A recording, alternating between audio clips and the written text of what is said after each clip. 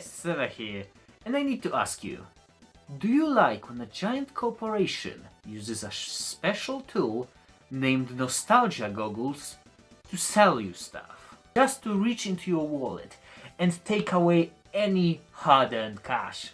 I personally hate it, since I feel it's simply company limiting itself for the sake of profit, but today's subject is slightly different.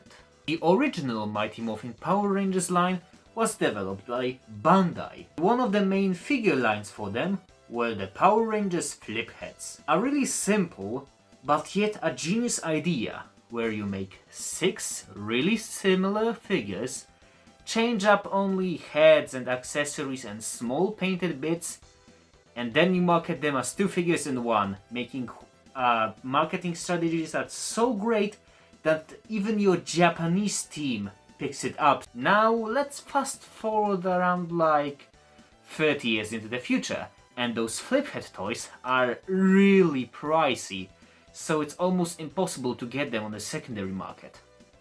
You are a different company that bought out the rights to Power Rangers named Hasbro. See this hole in people's collections, you decide to rev up your factories to make something to fill out that hole. With this mindset, Hasbro decided to create a Wallmart exclusive line called Power Rangers Retro Morphing that's supposed to replicate the feeling of the old fliphead toys. As mentioned earlier, those toys are Walmart exclusive in the USA, but somehow they managed to land here in Poland. So I decided to buy Kimberly to continue my tradition of mostly starting off my Power Rangers collections with the female ranger. Of course, there's also Jason, Zack and Billy in the wave. Well, after this elongated intro, let's get into the review of Retro Morphing Power Rangers Kimberly. Transforming action, Power Rangers. This is Zordon. It's transforming time. Evil space aliens are approaching. Kimberly Unhard was the graceful and intelligent, athletic, pink pterodactyl Mighty Morphing Power Ranger. Equipped with the pterodactyl power coin and the power bow, she was one of the founding members of the Mighty Morphing Power Rangers. Kimberly was one of the few characters that managed to stay for the whole show, with the exception of the last few episodes of Season 3. Let's start off the package, since Hasbro put a lot of work into it. The whole box is kept in green with purple details. Stylized after the original fliphead toy, Kimberly is cast in a mix of pink and white plastic, with pink and white paint pointed at some bits. The main thing that differentiates her from her wave mates is her painted on power coin, which looks much better than the red circle of the original toy. Just look at the print of those details. Those are some microscopic Power Rangers letters. Her head sculpt is really accurate. Maybe the proportions are a bit wonky, but that's an issue every company makes. Well, my release also has this weird white spot. Maybe it's some battle damage. Oh, don't worry, Kimberly. You aren't the only one which Hasbro cares with useless paint details. Here, text. In the articulation department, Kimberly is a really good mimicry of the 90s toy. She can rotate her shoulders, rotate in elbows, and bend them. Her legs can also move forward and backwards. The backwards movement is a bit limited due to the size of her butt. She can rotate in the knee, which is an upgrade from the original toy, from what I know. The one downgrade to the Bandai toy is that she can move her helmeted head, but technically that detail was added to the 2010s reissue of the toy. So technically, it is accurate to the older toy. Her accessories consisted of her earlier mentioned power bow, which is a simple mold, casted in white plastic. Kinda sad it's missing some red details, but maybe that was done to give it the cheap 90s toy feel. As you can see by the clips underneath the bow, and by the picture on the back of the box, Hasbro is promising us we will be able to form the full Power Blaster. Her other accessories is the Power Blaster in the gun mode, again cast in white plastic. Kinda sad that we don't get the sword mode of the blaster, but the 90s toy also didn't do that, so oh well. Kimberly can store her blaster in the pouch on her left hip. From what I checked, it is kept pretty securely. To transform our ranger, you need to simply press the tab on its back of the ranger body. You need to press it really hard for it to turn around. The mechanism gives us a really nice click, which you can spam, since the original toy could only morph from the civilian mode into the ranger mode. But I wouldn't suggest going ham on it. You don't want to break the toy, or your fingers. So, here we have Kimberly.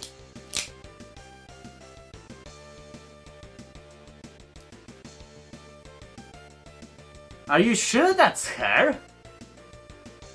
Like, I know the gimmick makes it impossible to give her a full long braid of hair, but Kimberly shouldn't have short hair. She simply doesn't look good with them. Or maybe it's a reference to the 90s toy, which also didn't manage to look like Amy Jo Johnson. So now going to the size comparison. Let's take Kimberly next to the last year Power Rangers toy, Beast Morph as Yellow Ranger, fellow Hasbro made Pterodactyl, Power the Prime Swoop, fellow Mighty Morphing Power Ranger, Lightning Collection MMPR Red Ranger, fellow Dino Combiner Pyrocore Combiners Grimstone, and fellow old-timey Wallmart exclusive Cash Out Vintage Starscream. Mentioning other toys, let's talk about the Lightning and original 90s Kimberly. While making this review, I managed to get the Lightning Collection Kimberly before she was reissued, but I personally don't own the 90s Kimberly.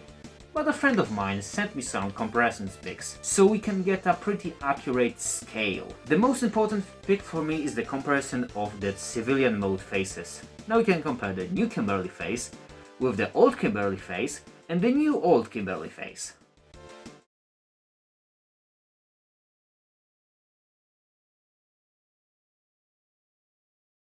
So, in conclusion, is this toy worth the title of Too Hot to Handle? Kinda yes. Mostly since it's almost the same toy that was released in the 90s. And if they are worth this title, this one also is. I'm 100% sure Hasbro made new molds just because old ones are kept by Bandai in their vault. And continuing the theme of nostalgia, like, I can see people buying those mostly because just they feel nostalgic for the old toys and they can't get them anymore to the aftermarket price. And I would say, do it. Those flip heads can replace the older ones in your collection since they're almost the same toy with the same feeling and vibe. For now, the series only has those toys that I mentioned earlier, but Hasbro promised us that there will be more coming in the future. As I'm making this review, a toy of Ninja leaked, which is a really great idea since he already was simply a really oversized flip head. But I mostly hope that maybe in the future we'll get some figures of the 80s monsters, since in my opinion they are really underused designs with really cool and wacky gimmicks.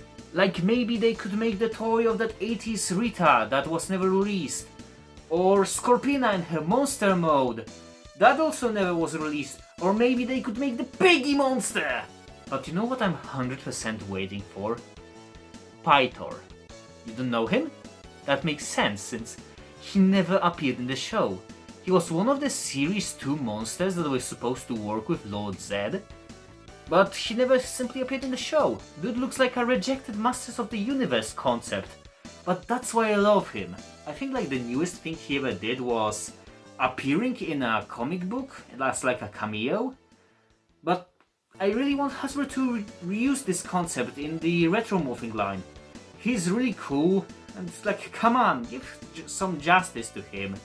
Like, being a toy only character is the only interesting trivia here. Thank you all beautiful people for watching. Don't forget to like, subscribe, check out all my social media, and I hope you enjoyed this video. See you next time. Bye! Oh, it worked.